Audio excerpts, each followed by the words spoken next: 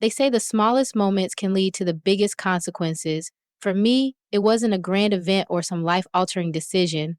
It was a glance. Just one fleeting, stolen glance that turned my entire world upside down. I've replayed that moment so many times in my mind, like a movie I can't stop watching. I tell myself it was innocent at first, harmless, just an ordinary evening in an ordinary house. But isn't that how these things always begin? Small, quiet, unremarkable, until or not. It was later than usual. The kind of late where the house is silent and you can hear the faint creak of the wood settling beneath your feet. The kind of late where you finally feel alone with your thoughts and they start whispering things you don't want to hear. I had just slipped into my pajamas. Nothing fancy, just something comfortable, something I wore all the time. The fabric clung a little more than I expected, but I didn't think much of it. Why would I? I wasn't trying to impress anyone. Not anymore. Not in my own home. I was heading to the kitchen to grab some water before bed when I noticed him. My stepson. He was standing at the end of the hallway, his back to the dim glow of the living room lamp. He wasn't doing anything, just standing there, almost frozen, like he'd been caught in the middle of deciding whether to stay or leave. And then it happened. That glance, that one single glance. It wasn't the kind of look you expect from someone who's practically family. It wasn't quick or accidental. It lingered, just for a moment. But in that moment, it felt like the air between us shifted, like the ground beneath my feet wasn't as solid as I thought it was. At first, I thought I was imagining it. You know how your mind plays tricks on you when you're tired? I thought maybe I was reading too much into it. Maybe it was just the shadows, the late hour, the loneliness creeping in. But deep down, I knew better. I stood there, clutching my glass, my heart racing for reasons I couldn't or didn't want to understand. He didn't say anything. Neither did I. He just turned and walked away, and I told myself it was nothing, just a weird, awkward moment we'd both forget by morning. But I didn't forget. For that look, it stayed with me, haunted me. It followed me as I climbed into bed, as I stared at the ceiling, as I tried to shake off this feeling I couldn't quite name. Guilt, curiosity, shame. It's strange, isn't it, how one small moment can burrow its way into your mind and refuse to let go. I didn't know it then, but that moment was the beginning of something I wasn't ready for. Something I couldn't stop once it started. And now, looking back, I wonder, was it really just a glance? Or was it something more? Something neither of us could admit, even to ourselves. Maybe you've been there too, in that moment when the lines blur and you start questioning everything you thought you knew about yourself, about right and wrong, about what you're capable of when you're lonely or hurt or just unseen. Because that's the thing, isn't it? Loneliness doesn't just whisper, it screams. It makes you do things you never thought you would. And that night, that glance, it was only the beginning. I guess to understand why that moment hit me so hard, you need to know a little more about me. I'm 35 years old, not young, just somewhere in that in between where you start wondering if you're still the person you thought you'd be when you were younger. I've been married for 10 years. My husband, Mark, is a good man. He works hard, too hard, if I'm honest. He's the kind of man who believes providing for his family is the only way to show love. And while I appreciate everything he does for us, sometimes it feels like that's all he does. Provide. He's always at work, always busy, always somewhere else, mentally if not physically. When he is home, it's like he's still not really here. You know what I mean? We sit in the same room, but it's like we're living in two different worlds. I tried to talk to him about it once, told him how I felt invisible, how I missed the way we used to laugh, the way he used to look at me like I was the only woman in the world. But he just sighed, looked at me like I was being difficult and said, I'm doing this for us. Though I stopped bringing it up, what was the point? And then there's my stepson, Alex. He's 18, quiet, thoughtful, the kind of kid who keeps to himself but notices everything. He moved in with us a few months ago after finishing high school. Mark thought it'd be good for him to live here while he figured out what he wanted to do next. At first, I wasn't sure how I felt about it. I mean, it's not like Alex and I were close. His mom and Mark split up years before I came into the picture, and I always got the sense that Alex saw me as more of an outsider than a stepmom. But when he moved in, things started to change, slowly. He'd offer to help with dinner or clean up after meals. He'd ask me how my day was, really listen when I answered, little things, But when you're starving for attention, even the smallest gestures feel huge. Like, our house is nice, suburban, comfortable, the kind of place where everything looks perfect from the outside. But inside is quiet, too quiet. Sometimes I sit in the living room at night, the TV on for background noise, and feel the weight of the silence pressing down on me. That night, the night of the glands, felt different from the start. It wasn't anything I could pinpoint, just a feeling.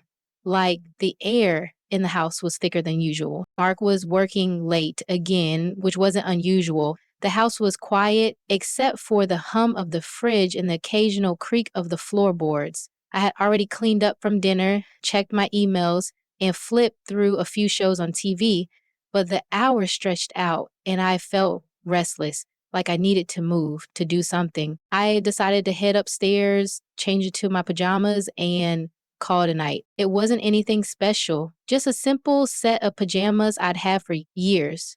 Soft fabric, snug fit. I didn't even think about how they looked when I pulled them on. Why would I? I wasn't expecting anyone to notice, but as I stepped into the hallway to turn off the lights, I saw Alex. He was coming up the stairs, his footsteps light, almost hesitant. He must have been heading to his room, but then he stopped, just for a second, long enough for his eyes to meet mine. It wasn't the kind of look you'd expect, a passing glance or a casual acknowledgement. It was different. His eyes lingered just for a heartbeat too long, tracing the outline of my figure before darting away. Ugh. And then he froze. Not like he was embarrassed or caught off guard. It was something else, like he was trying to decide whether to stay or keep walking. I remember standing there, clutching the edge of the door frame, suddenly hyper aware of how close we were. My heart raced, and I couldn't tell if it was from discomfort, curiosity, or something I didn't want to name. He finally looked away, muttered a quiet good night, and continued down the hall to his room. I stayed there, rooted to the spot, staring after him as the sound of his door clicking shut echoed in the silence. It was just such a small moment, over in seconds, but it stayed with me. I told myself it was nothing, just a weird, awkward glance. Maybe he was distracted, or maybe I'd imagined the way his eyes had lingered. After all, I've been feeling so invisible for so long. Maybe I was just projecting, seeing something that wasn't really there. But even as I crawled into bed that night, pulling the covers up to my chin, I couldn't shake the feeling. It was like a seed had been planted, and no matter how much I tried to ignore it, I could feel it taking root. That unease followed me into my dreams, twisting into something I couldn't quite grasp. When I woke up the next morning, I told myself to let it go. It was a one-off moment, nothing worth dwelling on. But the thing about moments like that, they don't just disappear. They linger, they grow, and the more you try to ignore them, the louder they become. The next day, I went about my routine as if nothing had happened. I made breakfast, cleaned up, ran a few errands. But every time I saw Alex sitting at the kitchen table, scrolling through his phone or passing by me in the hallway, I couldn't help but replay that moment in my mind. I'd glance at him, trying to read his expression to see if he felt the same strange tension I did. But he was calm, almost too calm, polite, respectful, like nothing had happened. And then I realized he was purposely hiding something, his expression. And maybe nothing had happened, but then there were the little things. The way his gaze would linger just a fraction longer than necessary. The way his voice would soften when he spoke to me. "Do you need help with that?" he'd ask, reaching for a plate or a bag of groceries before I could respond. I said, yeah. It was subtle, so subtle that I could have convinced myself it was all in my head.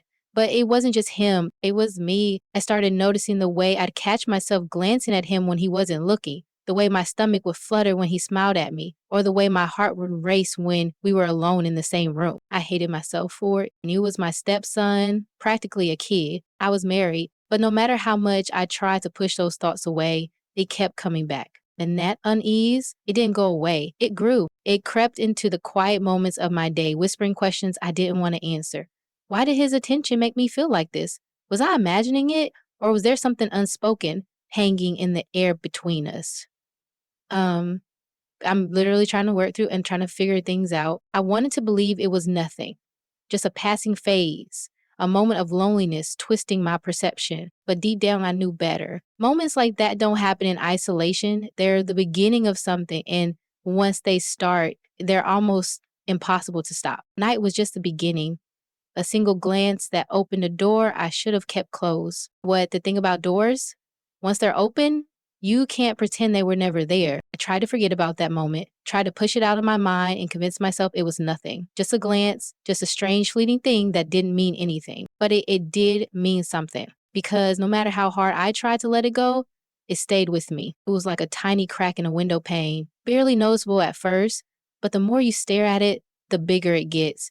And every time I saw Alex, that crack widened. I started catching myself thinking about it at the most random times. Folding laundry, washing dishes, lying in bed next to Mark while he snored softly, oblivious to the storm brewing inside me. Why couldn't I stop thinking about it? It wasn't like I wanted to. God, I didn't want to. But there it was, creeping into my thoughts, weaving its way into the quiet spaces of my mind when I was most vulnerable. And the worst part, it wasn't just the memory of Alex's glance that haunted me. It was what it made me feel. See, when was the last time I had felt that? Mark used to look at me like that. When we were first dating, he'd watch me like I was the most beautiful thing he'd ever seen. I'd catch him staring at me from across the room, his eyes filled with this mix of admiration and desire. It made me feel like I was the center of his world. But that was years ago. Now, when Mark looked at me, if he even bothered, it was like he was looking past me, like I was just another part of the house, a piece of furniture he didn't notice anymore. I had tried so hard to be okay with it, to remind myself that love changes over time, that it's not all passion and fireworks. But sometimes, late at night, when I lay awake staring at the ceiling, I couldn't help but wonder, when did I stop being enough? Was it after the kids were born, when life became a never-ending cycle of work and responsibilities? Or was it before that, when his job started taking more of his time than I ever could? I didn't know. All I knew was that the woman Mark used to look at like she was his entire world didn't exist anymore. And then there was Alex. He didn't look at me like I was invisible. He didn't look through me. He saw me, and that terrified me. I tried to rationalize it, to tell myself it was harmless. I mean, what was the harm in one glance? One awkward, innocent moment? But deep down, I knew it wasn't about the glance. It was about what it stirred in me. The longing, the ache I'd tried so hard to bury. Like out about something a friend of mine had said a few months ago during one of our rare lunches together. We were talking about relationships, about how hard it was to keep the spark alive after years of marriage. She'd looked at me, her eyes serious, and said, "Loneliness can make you do things you never thought you would. Be careful." At the time, I laughed it off, brushed it aside, but now her words came rushing back to me, echoing in my mind like a warning I'd ignored because I was lonely. I hadn't admitted it to myself before, not fully. I told myself I was just busy, that Mark and I were just going through a rough patch. But the truth was, I've been lonely for years. And loneliness doesn't just sit quietly in the background. It grows, it festers. It makes you see things differently, feel things you shouldn't feel. I hated myself for even thinking about it, for letting my mind wander to places it had no business going. But the more I tried to fight it, the stronger it got. That night, after everyone had gone to bed, I sat alone in the living room, the soft glow of the lamp casting long shadows on the walls. I stared at the empty spot on the couch where Alex had been sitting earlier, replaying our brief interactions in my mind. Why had his glance affected me so much? Was it really just loneliness? Or was it something darker? Something I wasn't ready to face? I wrapped my arms around myself, trying to shake off the chill that had nothing to do with the temperature. This wasn't me. This wasn't who I was. I was a wife, a mother, a woman who knew the difference between right and wrong. But in that moment, sitting alone in the silence of my own thoughts, I didn't feel like any of those things. I felt lost. And the more I tried to find my way back, the more I realized I didn't know where to start. After that night, things started to shift. At first, it was subtle, so subtle that I could have convinced myself I was imagining it. But it wasn't just me. I could feel it, like an undercurrent pulling me towards something I didn't want to name. Alex started spending more time around me, not in a way that seemed obvious, but enough that I noticed. Late at night, when the house was quiet and I was sitting in the living room with a cup of tea, he come downstairs. He say he couldn't sleep, that he needed some water or wanted to grab a snack.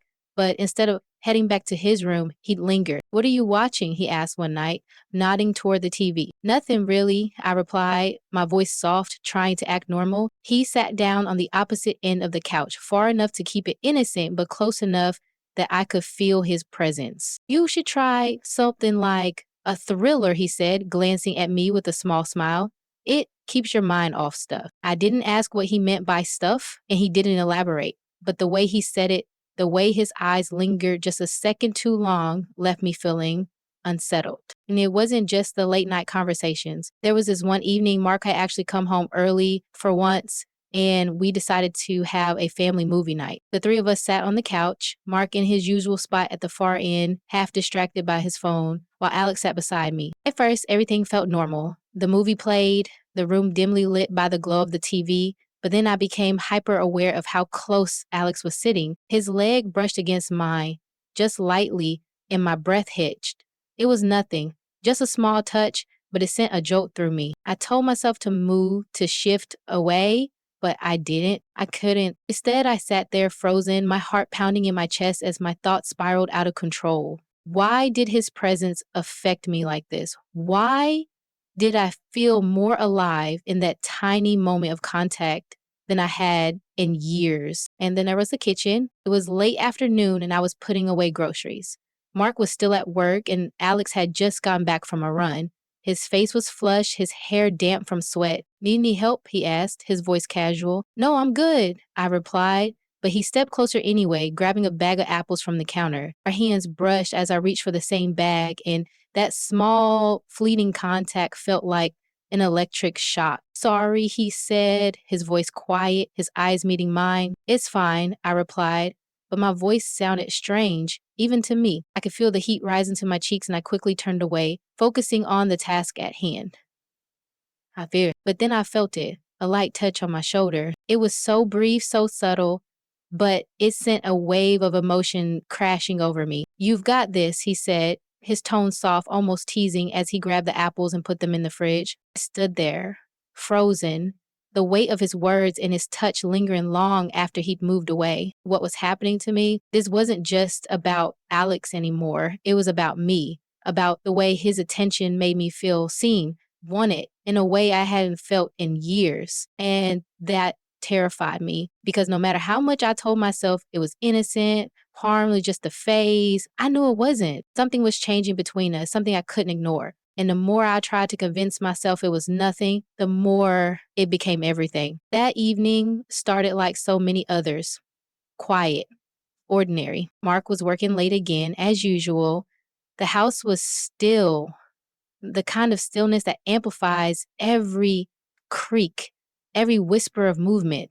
I'd been sitting in the living room, curled up with a blanket, flipping through the channels without really watching anything. And then Alex came downstairs. I heard his footsteps first, soft and measured, before he appeared in the doorway.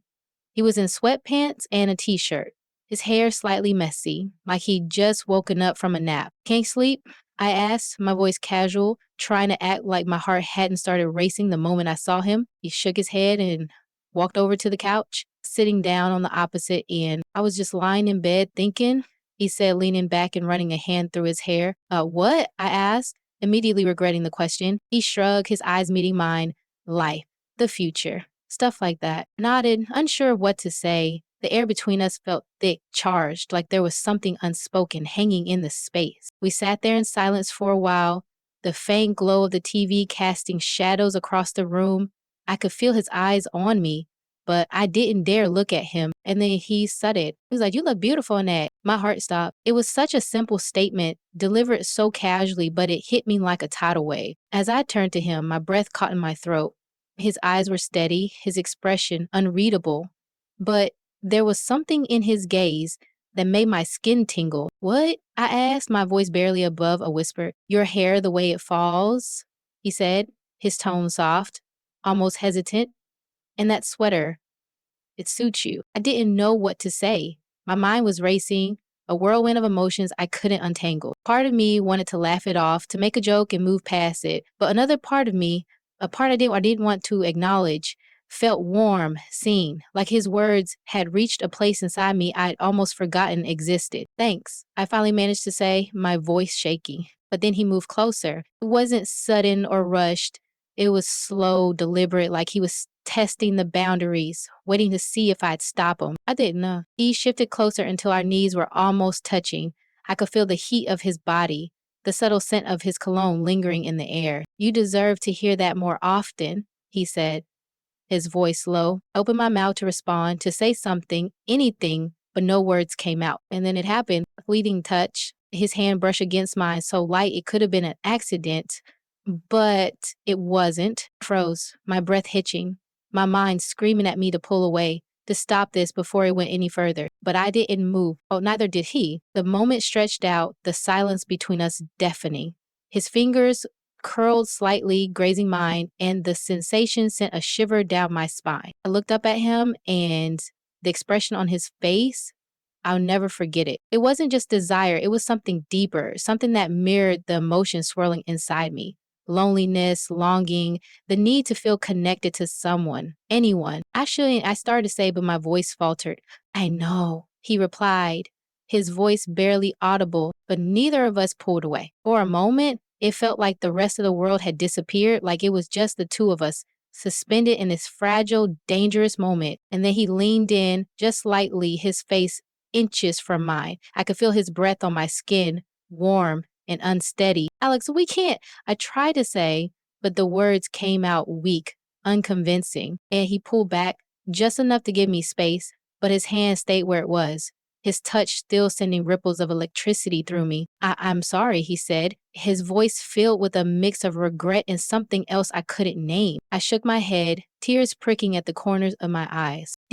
This can't happen, I whispered, my voice breaking. I know, he said again, but the way he looked at me made it clear that we had already crossed a line we couldn't uncross.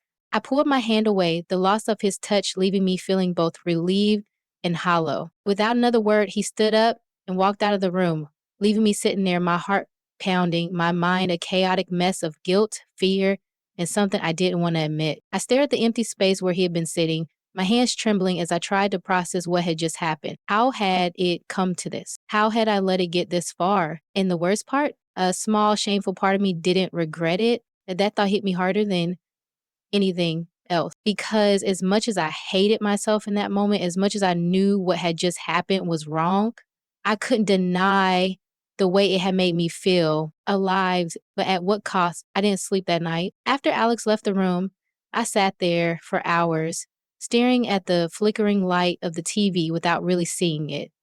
My mind was racing, replaying the moment over and over again, dissecting every second, every word, every touch. How had I let it go so far? How had I crossed the line I'd sworn I'd never even approach? The guilt was suffocating, like a heavy blanket I couldn't shake off. I finally dragged myself to bed sometime after midnight, slipping under the covers as quietly as I could. Mark was already asleep, his steady breathing filling the room.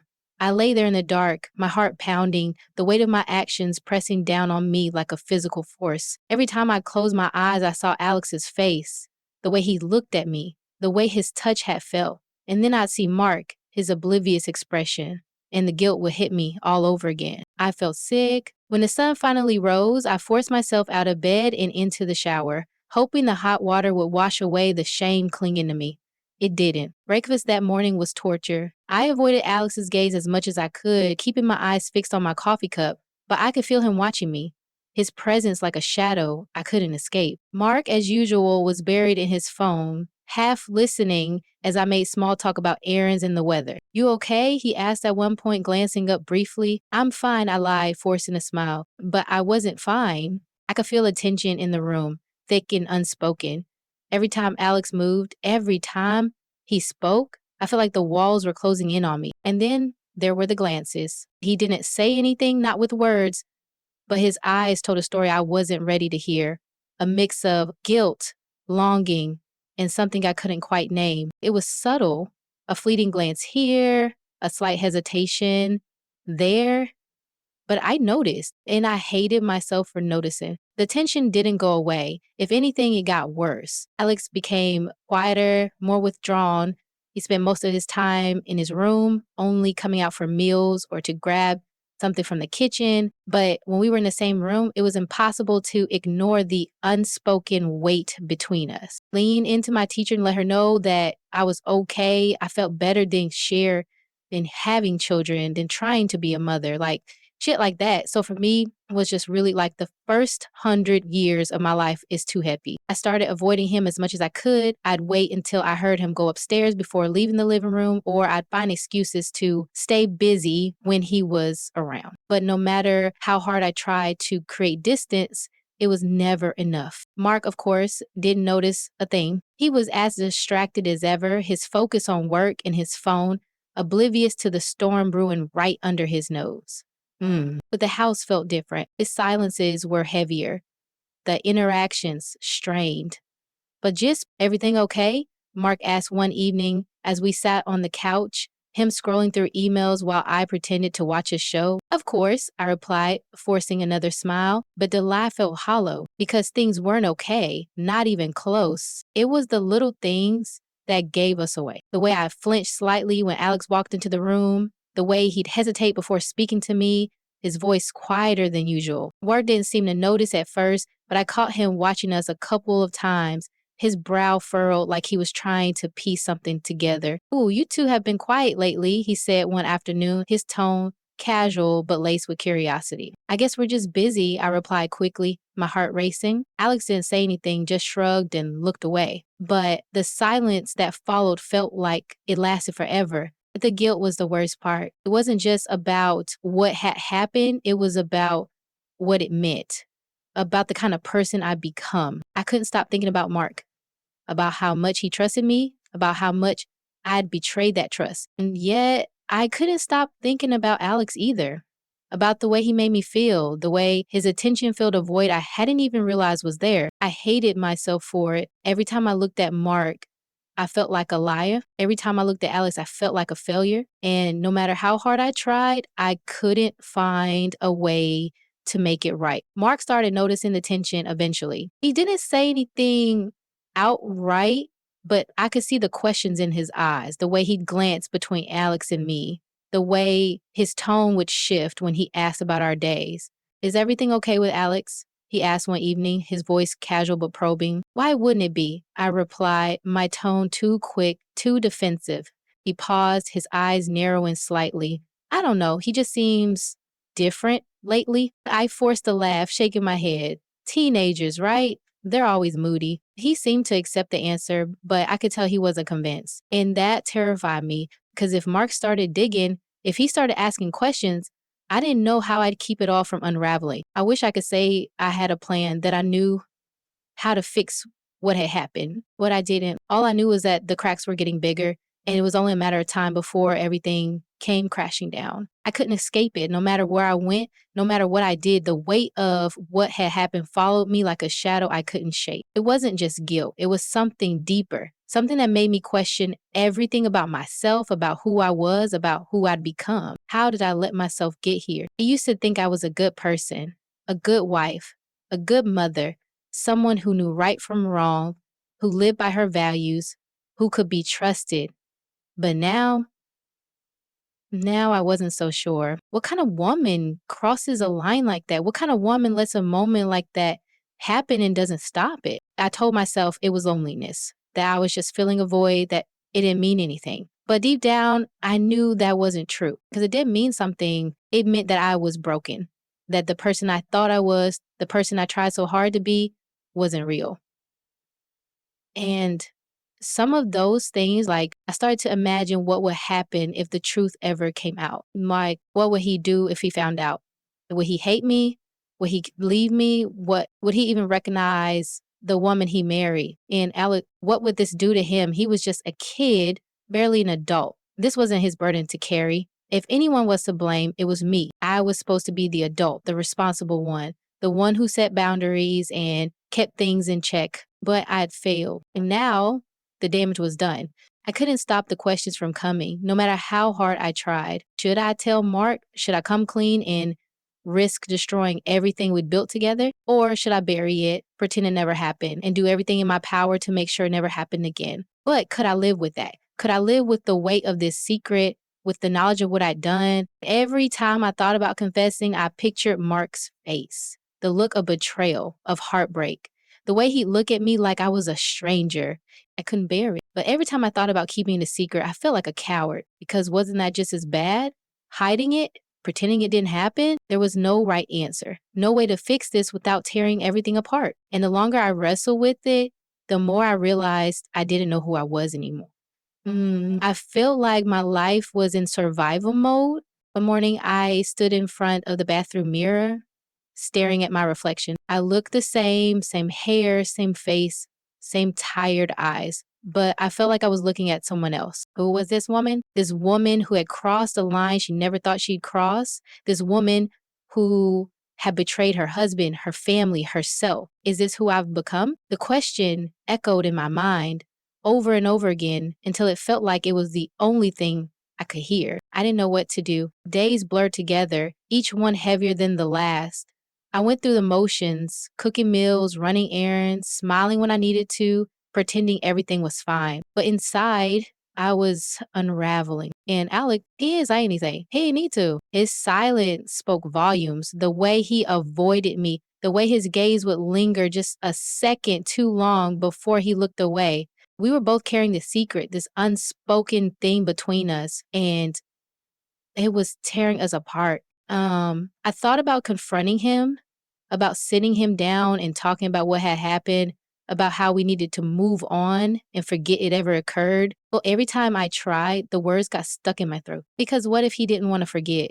What if I didn't? The what ifs were the worst. What if Mark found out? What if Alex said something? What if I slipped up, let something slip in a moment of weakness? What if this secret came to light and destroyed everything? I thought about leaving, about packing my bags and walking away before the truth could catch up to me. But where would I go? What would I tell Mark? I couldn't run, not from myself. I knew I had to make a decision. I could confess, lay everything out on the table, and face the consequences no matter how devastating they might be. Or I could bury it, lock it away in the deepest part of my mind, and pretend it never happened. Neither option felt right. Neither option felt like something I could live with. But I couldn't keep living like this, caught between guilt and fear, haunted by the memory of that night. Something had to give. I wish I could say I knew what to do, that I had the strength to make the right choice, whatever that might be. But the truth is, I don't know. I don't know if I'll ever be able to forgive myself. I don't know if I'll ever be able to look Mark in the eye without feeling like a fraud. And I don't know if I'll ever be able to forget the way Alex looked at me that night. All I know is that I'm standing on the edge of something and I don't know which way to go. If you've heard my story now, and I'm sure you have your own thoughts about it, your own judgments, your own opinions about what I should have done or what I should do now. But I have to ask you, have you ever been in a situation where emotions clouded your judgment, where the lines between right and wrong blurred, and you found yourself standing in a place you never thought you'd be? In the way, Drew, because if I'm honest, I don't know what to do. Every day I wrestle with the weight of this secret, with the choices I've made and the consequences I know could come from them. I thought I was stronger than this, that I could handle the loneliness, the distance, the emptiness. But the truth is, no one can carry that burden forever. So if you've ever been where I am now, you've ever felt this kind of confusion, this kind of guilt, this kind of longing, please tell me, how did you find your way out? How did you make peace with yourself? I need your advice. I need to know that I'm not alone in this, that someone out there understands what it feels like to be torn apart by emotions you can't control. If you have thoughts, if you have stories, if you've been through something similar, please share them in the comments. And if you think this story is worth sharing, if you think it could help someone else feel less alone, like I need to feel less alone, please like, share, and subscribe. I'd love to hear your thoughts. I'd love to know what you would do if you were me. Loneliness is such a quiet thing, isn't it? It doesn't scream or shout. It doesn't demand attention. It just sits there, quietly growing, filling the empty spaces in your life until one day you look around and it's everywhere. I thought I could handle it. I thought I was strong enough to ignore it, to push through it. But loneliness has a way of breaking down even the strongest walls. It makes you seek connection in the most unexpected places, with the most unexpected people. And for a moment, that connection feels like everything you've been missing. It feels warm and bright and real, like a lifeline pulling you out of the dark. but the cost of crossing certain lines, that cost stays with you. I've learned that now. I've learned that the choices we make in moments of weakness can shape the rest of our lives.